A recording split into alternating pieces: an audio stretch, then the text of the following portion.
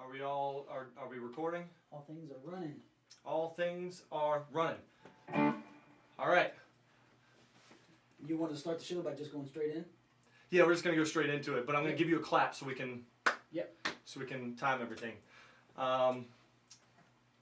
CollabCast, episode 4. Episode 4 with Norman Voss. Boom. There you go. Let's do this, and then we start there.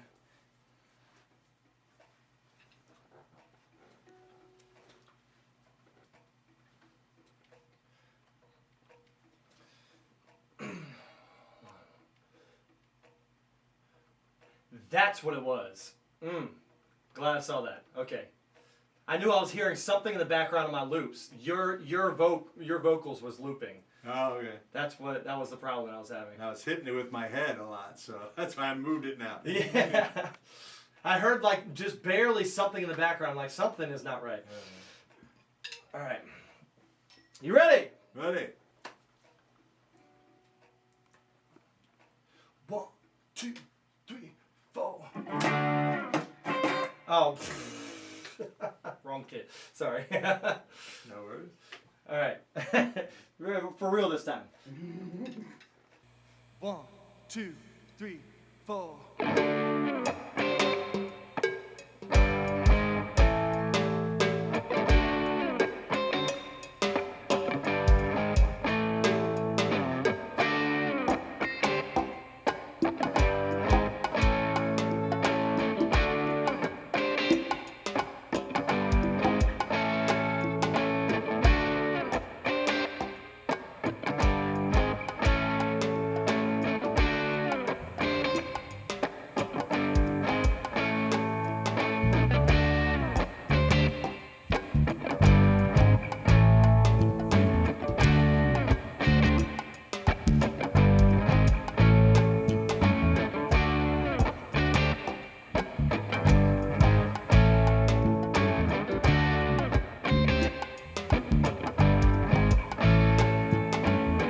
It all started when I was 8 years old. I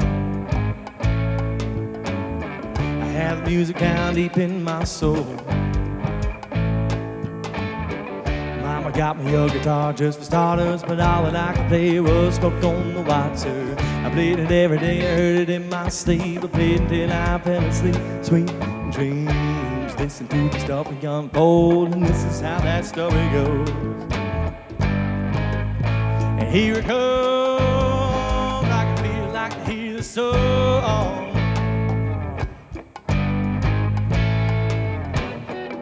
As soon as I could press down the strings, I was rocking and rolling, I was doing my thing. So I started on the 5th fret, I made the strings singing, I could never forget, you know. Everything was starting to blow, the tip store up, my finger just showed up. I was addicted to the music, I can't refuse it. It's my drug, but I cannot abuse it. Here it goes, I can feel it on the tip of my soul, tip of my soul, tip of my soul. Cause all it takes is a guitar at me and my family. I mean, I'm my friends. Get together just to kick a beat. Just let the phone begin and just let it flow from the tip of my soul. Want to get the beer ready to go, yeah. Man, it's nice to have the music in my life, cause it's my own paradise, yeah. Cause it's my own paradise, yeah. I said maybe you could take a walk with me, baby, take a walk and feel the music. I said maybe you could take a walk with me, baby, take a walk and feel that music, yeah. Baby, take a walk and feel the music, yeah.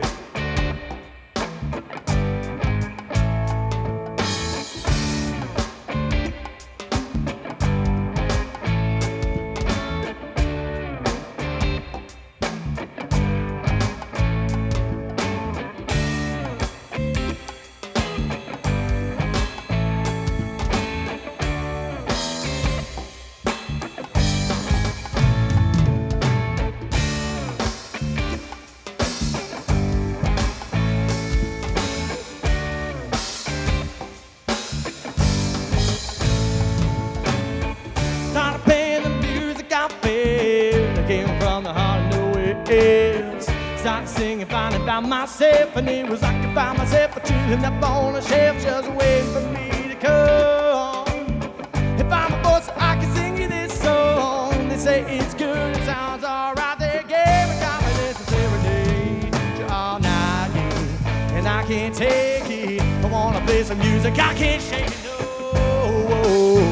Cause all it takes is, cause all it takes is, cause all it takes is a guitar and me, my family, me and all my friends get together just to kick a beat, just let the phone begin, just let it flow from the tip of my soul. Want to get the real deal ready to go, yeah.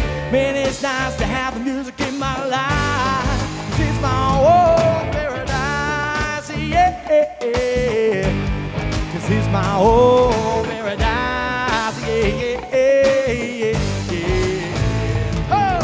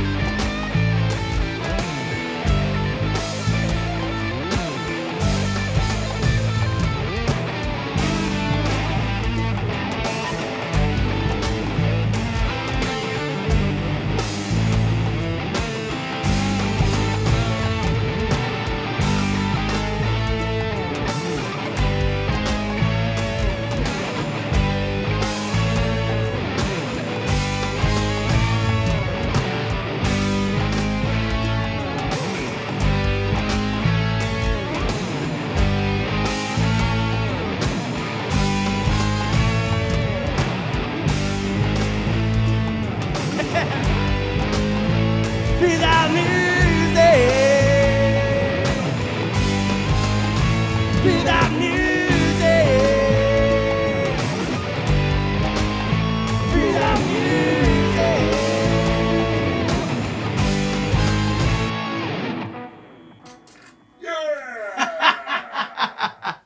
Like it. Love it.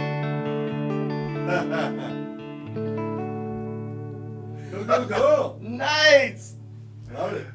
Hell yeah, dude. Rock and roll, brother. Yeah. Dude, welcome to the show. Yeah. I don't think there's any Thank need you. for another take. That rocked. I think that rocked. Yeah, I needed that sustain. Thank you for that. Right? No, it was definitely necessary. Yes. I'm like, this guy's a rock star. He needs a little bit more rock star behind him. He needs a little more in his gump, you know? Man, welcome to the show. Thank you for having me. And welcome to you, beautiful people, to CollabCast, Collaboration Station's flagship podcast, where we bring the music to the story and the story to the music. And the story of the artist today is Mr. none other than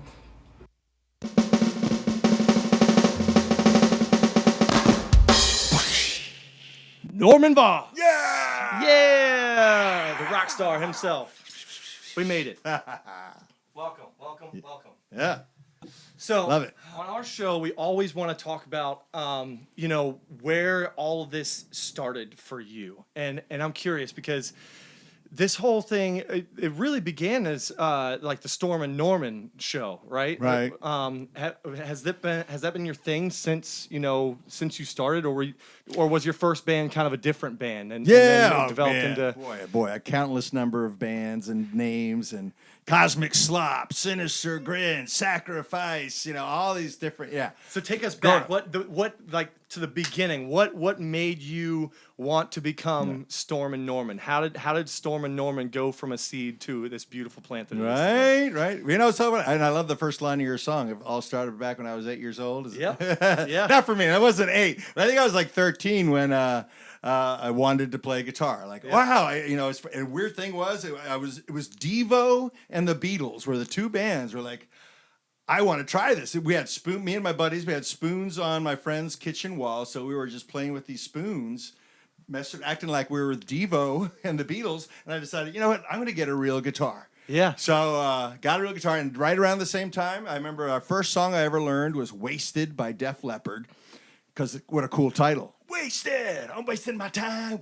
Anyways, so didn't even know how to tune a guitar. My buddy said, "Hey, we should tune." I'm like, I don't know what that means. I think we sound great, bro. Yeah. I play in the key of Norm. Right, exactly. And as slowly as time went by, like, oh, okay, if we tune, we can sound the same together.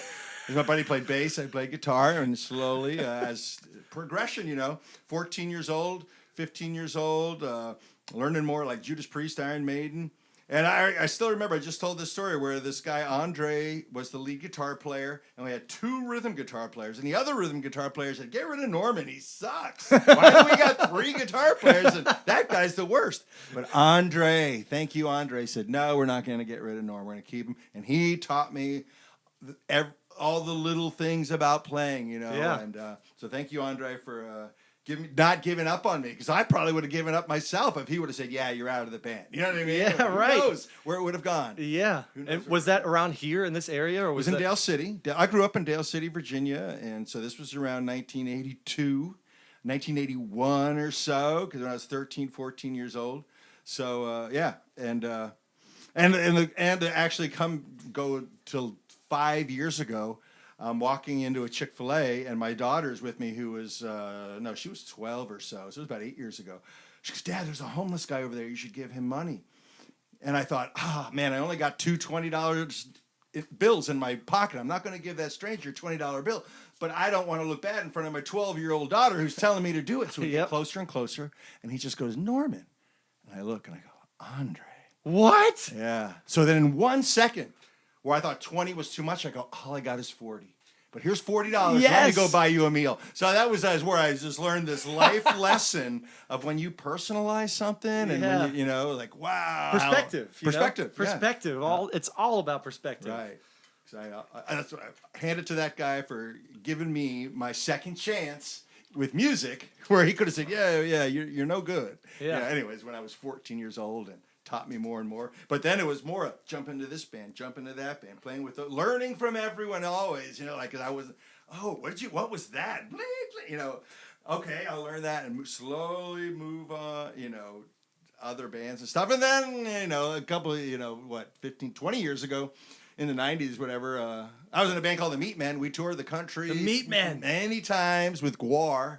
Gwar and the Meatmen would tour together a lot. So that was a big lesson in touring in a van, actually. So that was like your first time really doing like a real deal, like touring band type thing. Being on the road, playing big venues, because Gwar was huge. I don't know, Gwar from Richmond, monster band. Yeah. So learned all that. But then, ended that and then started the Stormin Norman band, Stormin Norman Fiasco, Stormin Norman and the Hurricanes. So there's all different versions. There was the 50s version, there was the crazy version, and then the normal version.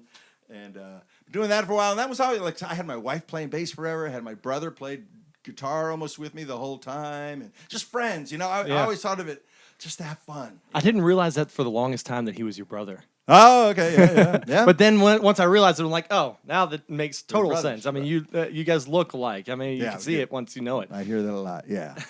So we had the best time and the greatest time, and then fast forward 5 years ago. Where I've known, actually, the funny thing about with Brett Michaels' band, joined Brett Michaels' band 5 years ago, because I've known the guitar player at that time already for almost 20 years. And I've known the keyboard player, Rob, since high school. I've known the drummer, Mary, for 30 years. So it's almost like another, even though it's with Bret Michaels, everyone in the band was an old friend. Yeah. So it made it just so smooth and like natural. Yeah. So smooth and natural. And how did that come about? How did you go from doing Stormin Norman to being bassist for Bret Michaels' band? Yeah. So in 2021, even though it's funny, COVID was going on, but my band, Stormin Norman band, was playing a lot. It was funny. Every bar that had a backyard or an open air or something, they were calling me up. Hey, we want a band. I'm like, okay, I'll do it. They were allowed to, and so we were doing. But at the same time, Pete Evick, he had his band, Evick. He has his own solo band. He's the guitar player for Bret Michaels. He was doing a wedding, and he said, hey, I need a lead guitar player. My lead guitar player can't play the wedding. Who should I get? Should I get Pat Cope or Danny Watts? And I've opened up for him a lot. I would always be like, hey, can my band open up for Evick?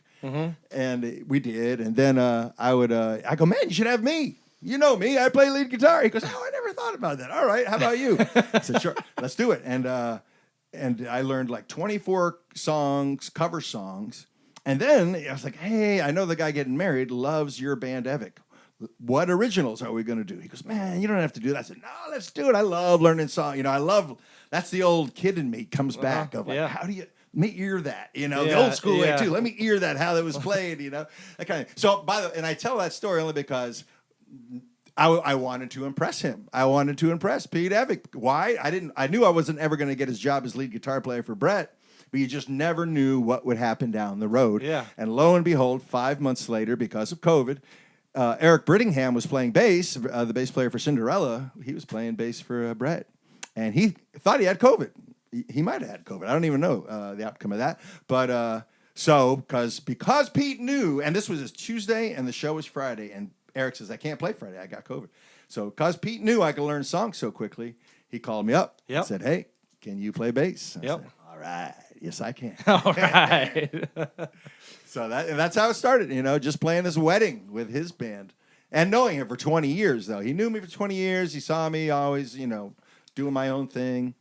And I guess, hey, give this guy a try. And maybe I was the third guy he called. I don't know. I don't care. Yeah, it doesn't really matter at this point.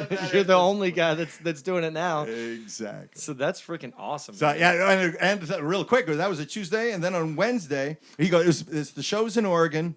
It's going to be 10,000 people. Learn the songs. Okay. And then on Wednesday, he goes, man, you know what? We should get together. I should make sure you got this down. I'm like, I'd love to. I'm ready. Overnight, I learned all the songs. I'm ready. Yeah. And I get to his place, and he has this warehouse. And right before I get there, he goes, I forgot to tell you, Bret's here also. I said, oh, okay. So I show up, and it's me, the drummer, Mary, Pete, and Bret. And you'd never met Bret at this point. You know what? I did meet Bret once, only because we opened up for them. Even Pete had my band, Stormin Norman band, open up for Bret. It's just acoustic thing. We were playing acoustic for this show. But anyways, did meet him once before. But it was just like this surreal moment of we're playing in a garage, Poison. So like we're just getting together, like, oh, the singer's got some songs or whatever. You know what I mean? Yeah. So taking like the Poison days back to the garage band. Right, exactly. So then we played together, and he goes, I love it. Fist bump, love it. See you Friday. He was out of there. I was like, wow, that was surreal. And then we fly to Oregon, and the rest is history, I guess I'll say. But I was sitting there. There was a casino in Oregon, talking to Bret's cousin Bob, who's been with him since he's been born, really, but he's also been with Poison the last 30 years. So anyways, talking to him, old Poison stories, and he left, and I just go, wow, my life's not going to be the same.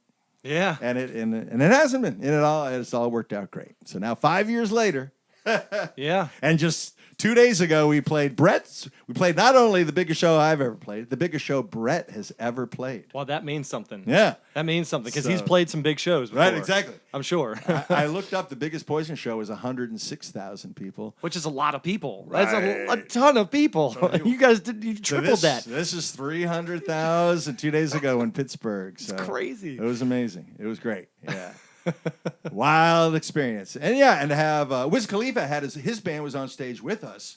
So it was funny. And we played, Wiz Khalifa played with his band, and then we played again with Wiz joining us. Really? Yeah. So what did you guys do with Wiz Khalifa?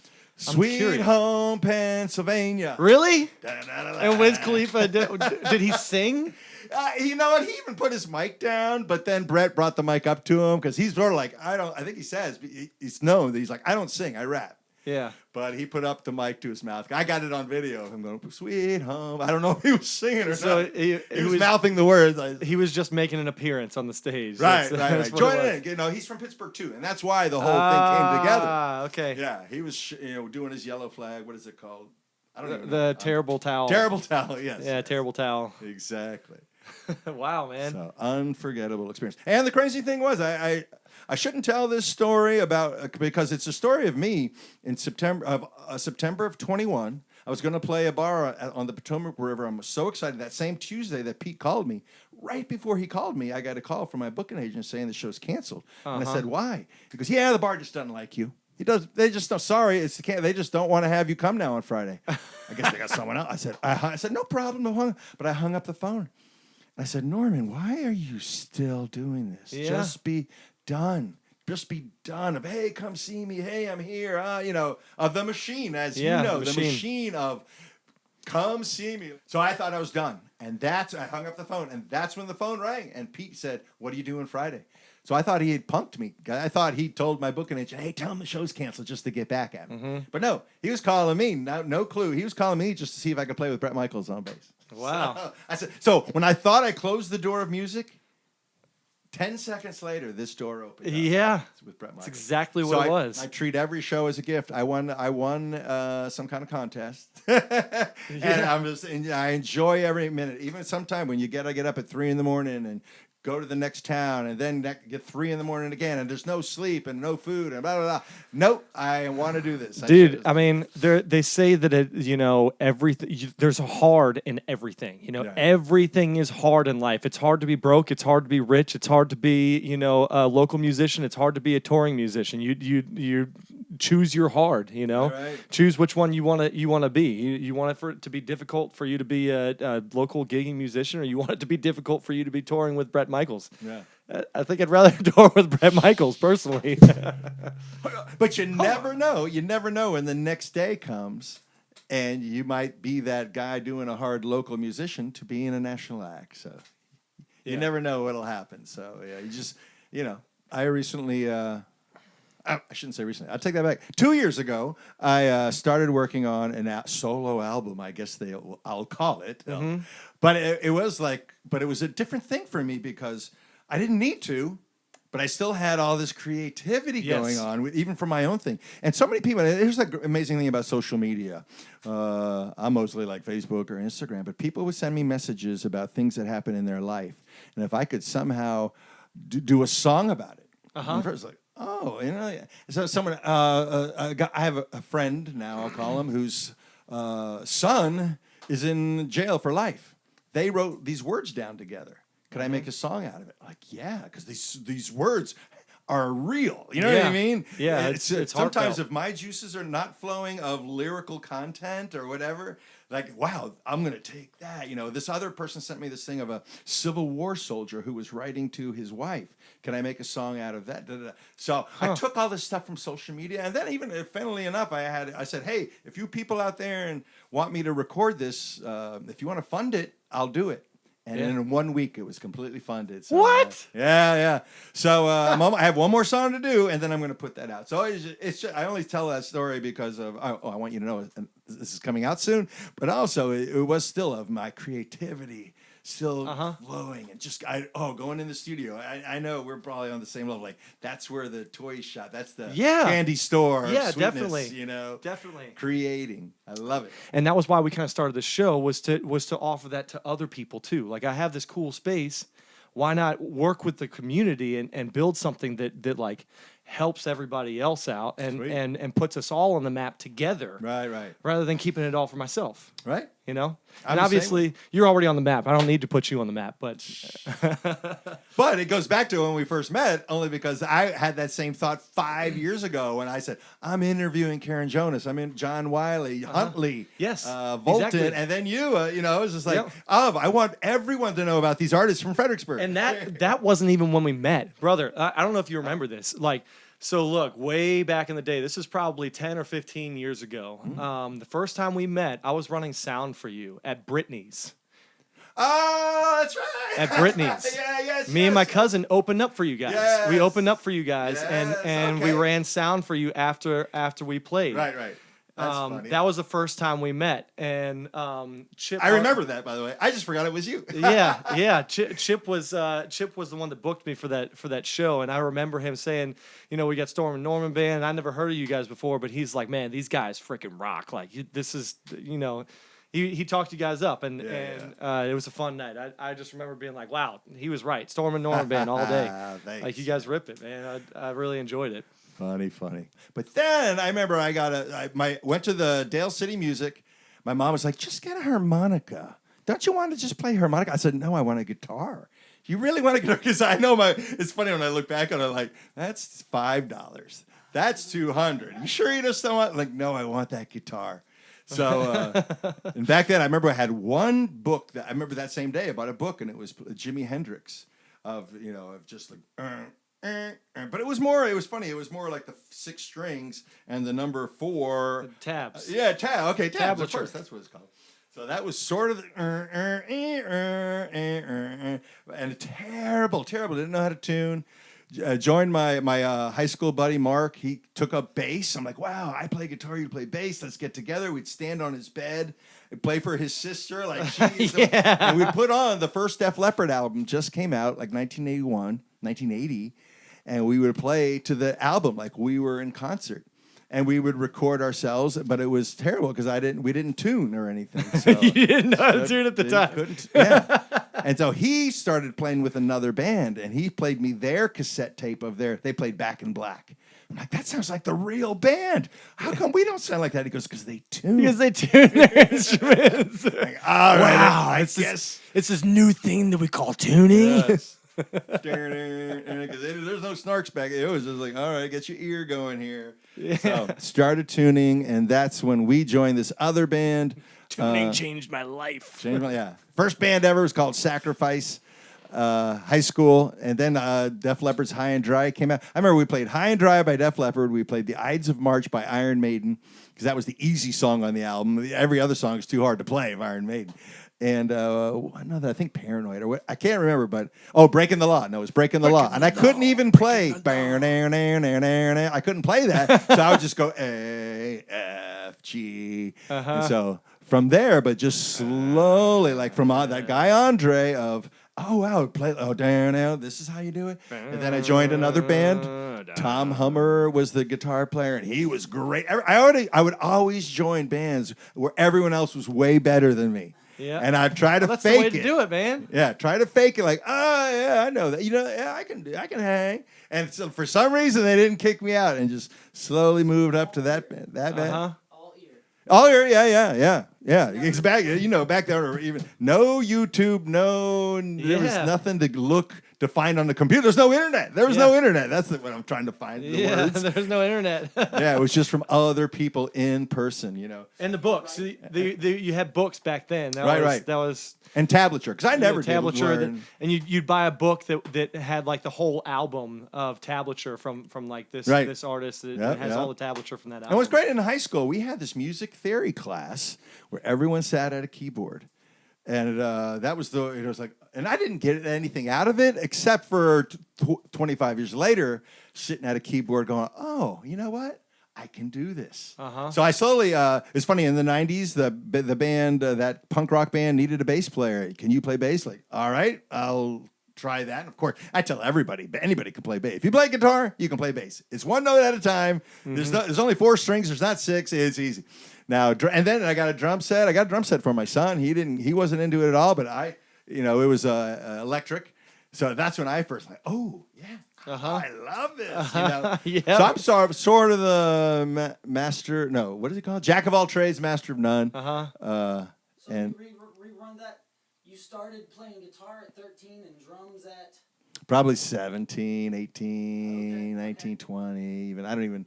Yeah, mostly just guitar forever. And then around 22 bass. Now that I think about it, 22 bass. Okay. And then in 2004, I did another solo CD where I played all the instruments. So I just decided I want to play. I got it down. I can do it. The guy has drums. He has drums at his studio. I'm going to play the drums. I'm going to play the keyboard. I laid it all down, all the vocals, and that was Dave gave me Grohlin it up. had to do it. You know, that kind of thing. And then I did it. And then I'm like, okay, I suck at keyboard. I only in the studio can I do that or whatever. You know, man. To me, that's the definite, doing two things at once kind of thing. Yeah. But so yeah, to me, I can sort of do all this. I played trumpet in high school, but never kept at that at all. But I just have this love of music and musical instruments. Do you write it? Like, do you write it for someone else, or it's just No. So you come out of your own mind. Right. Outstanding. If anything, it's sort of like you can tell someone that, but to me, I can't. I'm going to do a staff of 5 and put the notes down. No, never. So it's more I show you. Right. Exactly. Which is sort of like the old school again. What about writing? Do you write your own? Oh songs yeah, that way? tons and So tons. When did you start, say? Right. I remember the first week. It's funny. I'm not going to pick up the guitar for this, but just this week I was thinking about because of this show that was coming up, biggest show ever. So I thought about when we first got together and we got our guitars, and I still remember it as airplanes flying over my head. People in them think we are dead. Russian fighters dropping British bombs. Better be careful before we hit me, mom. Because we thought we were a British punk rock band. So stupid. Yeah, because with an American accent, bombs don't. I guess they do rhyme with mom. Bombs and mom do rhyme. Actually, rhymes better than. Right. So I remembered all the words from, and there's another one, Brass Knuckles is what my other friend wrote that same week. Like, we're writing songs. We're a band. Yeah, we're a band. I still remember all that. So, and then over time, just tons, I just, and now it's funny where the well sort of ran dry, where people off of social media sort of started coming with ideas like, I love that. Okay, this is inspiring. I got to get my guitar and put something together for this, So, And you have to you got to put it down when you got it. Like when it's there. I don't know if you get this, but when I get an idea, it's like, oh my god, I got to put it down while it's here. Right. I got to record it or Right, something. I don't know. So do you? If you get a song idea when you're out and about somewhere, what do you do with it? in my phone, Exactly. And that's why what blew me, little things that blow your mind, where I recently heard Paul McCartney say, all our early songs were so catchy because when we wrote them, we had to remember them the next day. Yeah. Yep. There was nothing to record them on. We weren't in the studio or whatever, only, and then you go in the studio once you get a song. So I was like, wow, that's right. There was nothing there. So John Mayer said this thing about writing songs and having to remember those songs and how, he says that if he gets to a point where he can record it and he doesn't remember the song, then it wasn't that good in the first place. Yeah. So me personally, I want to hold on to all of my ideas. Right. I want to have a piece of all of them, and then in my mind they'll eventually turn into something that's that good. You know? Yeah, you never know, right? They're all great. It's just funny to see everybody's different process of like writing music and how you go about doing it. For you, does it normally start with an instrument or start with vocals, or does it start with a particular thing, or is it just this idea, this melody that comes into your head and then you try to take that and turn it into something? What's your process? Yeah, usually like 4 chords where like, oh, that sounds nice. Like, oh, I was thinking about this one thing. I gotta put that down. Or sometimes it is just the chorus, these words. Oh, that's an anthem. All right, let me get some music under that somehow. That kind of thing. You only got one chance to go through it, so do it right. Do it to enjoy it. YOLO. Right. You only live once. Yeah, exactly. So we always do a segment on our show about how do you make money? And we know how you make your money today. But I'm curious, when you first started, playing music, and you first realized that you wanted to make money playing music, how did you go about going from someone that was just making sound to someone that was making money? Yeah, right. Well, you know what? I've always had a backup plan. I hate to say that. Yeah. I don't want to make that sound that sounds terrible. Only because when I was in high school, this is the boring story, but I joined the federal government. So I Join the federal government. Yeah, I worked for 4 decades, 40 years. What? That's why I retired in 2024. I am retired. You retired in 2024, and then Yeah. so you were still working for the government when you started with Yeah. Brett. So again, I brought up how COVID was going on. I was already working from home for almost 2 years, maybe a year and a half. So I said, I asked my wife, I can go on the road with Brett. Is that okay? She goes, please leave right now. Leave right now. Please go. I've been working from home for 2 years. Yeah. I called my boss and said, there's sometimes I won't be around, but I'm working from home. Do you mind if I work from a hotel? I'm going to be in a hotel almost all day long. Every day. Yeah, sure. It's great.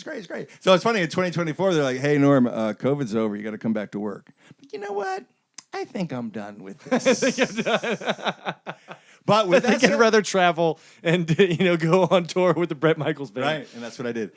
With that said, though, interesting thing is that music. My wife and I, she was in the band with me for 8 years playing bass. I said, you're going to get sick of watching me. I'm going to teach you bass. You're going to be in the band. And she did it for 8 years. She played until she was 8.5 months pregnant. She had to play sideways. Wow. At Uncle Sam's. Sideways. Yeah, because the belly. the belly was in the way.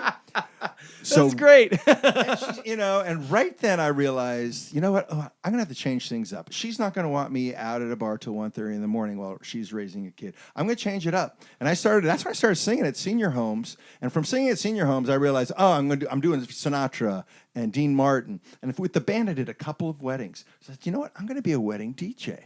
And I did 500 weddings, over 500 as a wedding DJ. Wow. Singing Sinatra. I still got my yayas Oh, out that's of singing singing. DJ. Fly me to the moon. I loved it. Put on my tuxedo. Played classical guitar during dinner. I still got my musical out of me, enjoyed it that way. But then I also got into videography, photography. I did about a dozen weddings. I was the photographer, videographer, DJ, and musician. Yep, I've done I was that. just like, give me all your money. Yeah, give me all of it. Give me all your. So that's But you're here, you're there, you're doing this, you're doing that. Oh my God, it's crazy. I always, you hit play, the song's playing. I'm gonna take some pictures of you dancing. I'll turn it to video, but because to me, editing is the secret of everything. Yeah. Good editing is the secret. Yeah. I'd have other people. I'd pay them to be a videographer, and they'd like, you're taking too much video. All I need is 10 seconds of the first dance. I'm gonna make it slow motion anyways. Yeah. That kind of thing. Yep. So, but that's mine as far as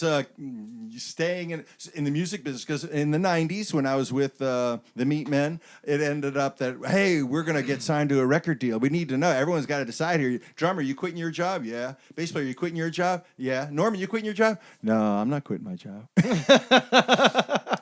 Thank God I didn't, because we broke up 6 months later, and it didn't. So I was just like, 'cause at that time, I'd take 3 weeks off from work. Well, you had a good job. I had a good job. You had a good job. So it wasn't just you weren't just flipping burgers at Burger King. right, you were right, yeah, doing something that was actually putting it on the table. Yeah, that's the one thing that's not fair. I'll say, because I just spoke at the School of Rock about, hey, to make it, I want to do it full time. I'm like, oh well, I'm not the one to talk to. I hate to say it, I hate to, because I always took the responsible route in my whole life of just still keeping that day job, Yeah.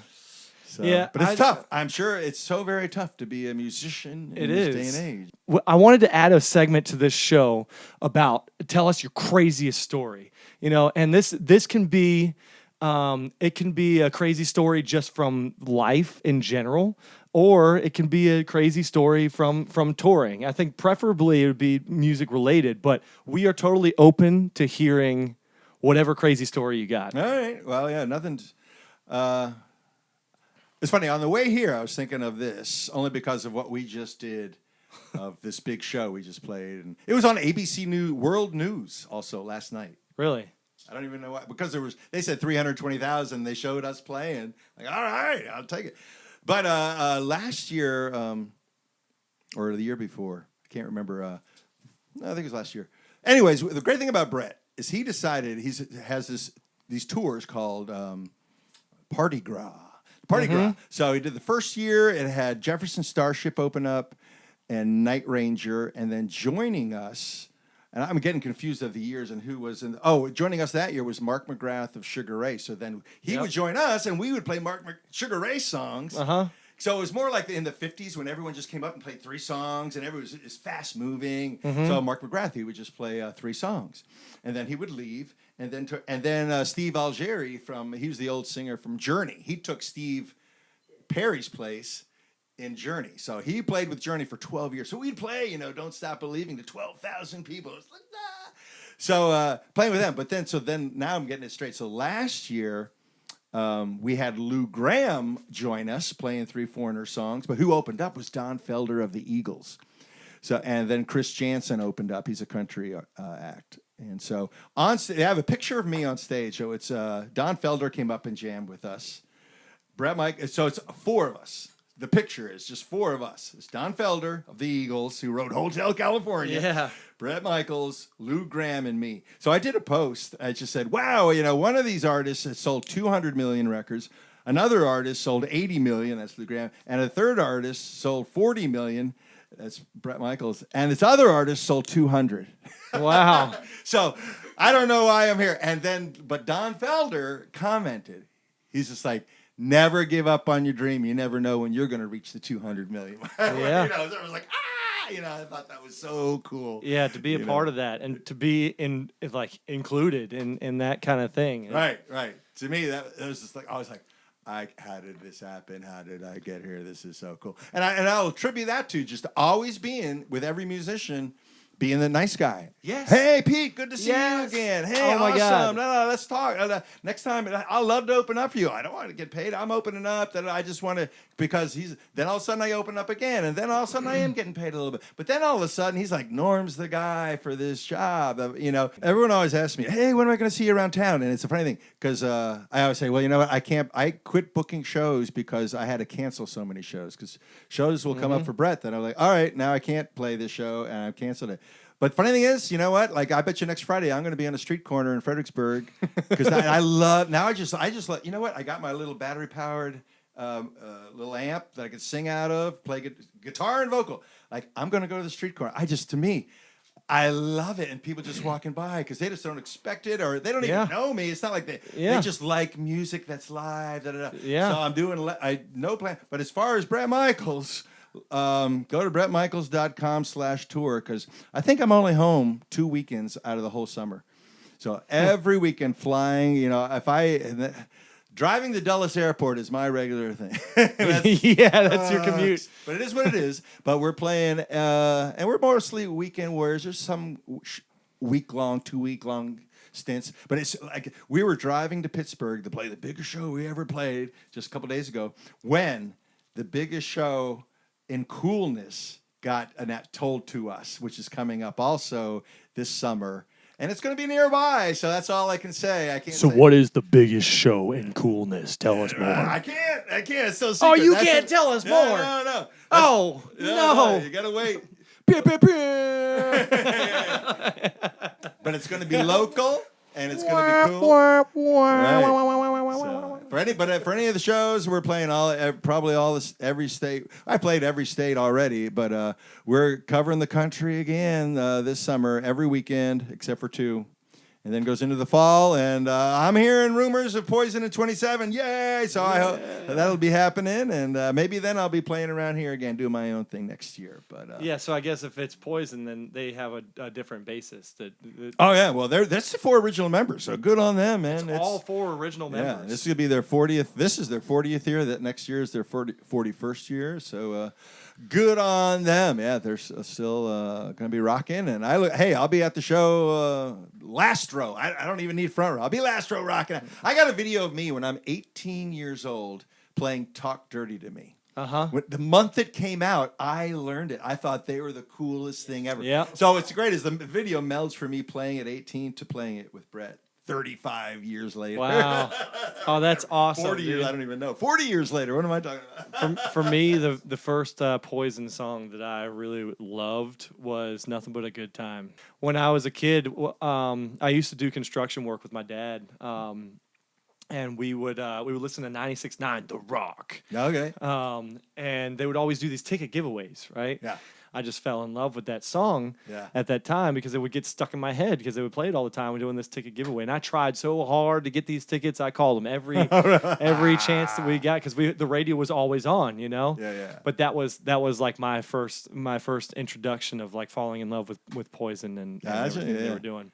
For me, it was the videos. I remember MTV. Yeah, MTV. yeah. Silly string, balloons, party. I was like, Yeah. I was 18. They're partying. I want to party like let's they party. on stage. Yeah. Yeah, you really don't need nothing but a good time. Right, exactly. Tell us about how you how you wrote this song, where it was inspired from, and how it got to where it is today. Yes, and this goes back to that story I told about the guy who first told me or taught me sort of really how to play guitar. I thought I knew until I played with him. And this guy, he was Yngwie, he was everything. So, good. Just heads up here. Saw him so many years later, he was homeless. So, so that just changed my perspective of homeless people in a second. Like, I know you. So I gave him $40. I said, well, I got to do more. So I know all of a sudden I wanted to make every homeless person's story personal to everyone. Yeah. So I went to the homeless meetups, and at first I would go up and, hey, can I videotape your story, how you got homeless? And they're like, no, who are you? Now it You makes sense. All these the homeless videos that I've seen of you like, going and hanging out and interviewing them, and now it's yeah. the pieces are Because coming of together. Andre, where his story became personal with me. And then I said, wow, I understand. You don't walk up to someone and say, I want to videotape your story of how you are in this terrible position. So with my guitar, through music, I would just go in the woods, up at Potomac Mills in Woodbridge. And I'd slowly meet other people, and they're like, oh. Just go in the woods and start playing 'Cause music, and then the homeless people it would was just come out of the woodwork. The icebreaker. It was the icebreaker. It really was, So got to know him, and that's how I actually did get everyone's story. Then I would, hey, can I videotape your story? And I would, I raised $12,000 that gave to all of the local homeless charities at the time. This was like 7 years ago. That's so cool. Here's Julie's story. Here's David's story. Each story would all of a sudden $500-800 would be given GoFundMe because again they're made it personal. Mm-hmm. When you see this stranger, you don't think much, just drive by, and I drive by, fine, do it, whatever's on your heart. I always tell, should I give money? Like, I ain't telling you to, I ain't telling you not to, or whatever. It's whatever's on your heart, each and every person. Because of knowing all these people, I said, you know what? The real thing you can do is you don't have to give anybody a penny, but just give an ear. Yeah. Give an ear. They all want an ear. And believe me, I know that. They do. You be brave enough to give them your phone number and have them call you and answer. Because there are some people that are like, oh, you know what? I can't help you with the money aspect, but I can give you advice. I'm listening to you. I'll pray for you. That's that thing. So that's what sort of even again what this is in this song too, and it's called "We're in This Together," and it's not like yeah, you're struggling, and I'm not, but I want to show you that I'm here. I'm here to you could cry on my shoulder or whatever you want to do. So that's where the song came from? Yes. Yeah. All right, without further ado, in this together. As I walk through this life, trying to find my way, for me to be reconciled. And then I ask myself, what's my purpose here? What do I hold so dear? Giving love, giving hope, showing that I'm not alone. Yes, we're in this together. Nothing that can hold us back. Sharing pain, praying hands, sacrifice for all of man. Yes, we're in this together. So just reach out your hand, yeah.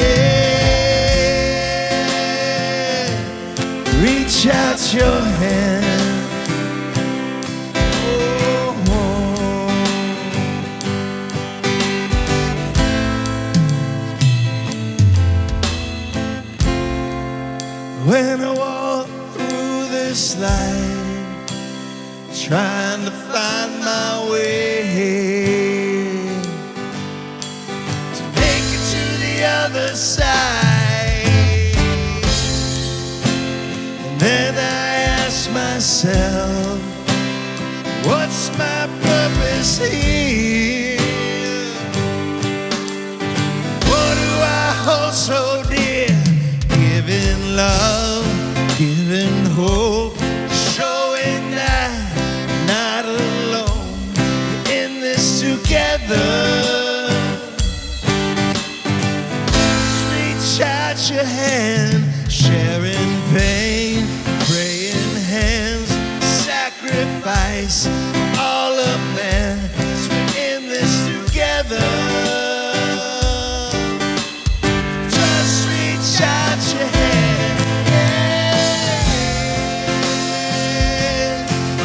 Oh.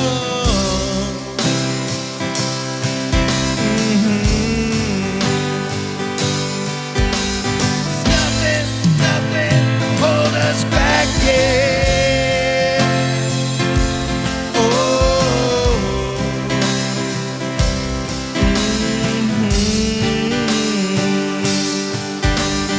Make it to the other side. La la la, la la la, la la la, la la la. In this together. Just reach out your hand. La la la, la la la, la la la, la la la. Yes, we're in this together. So just reach out your hand.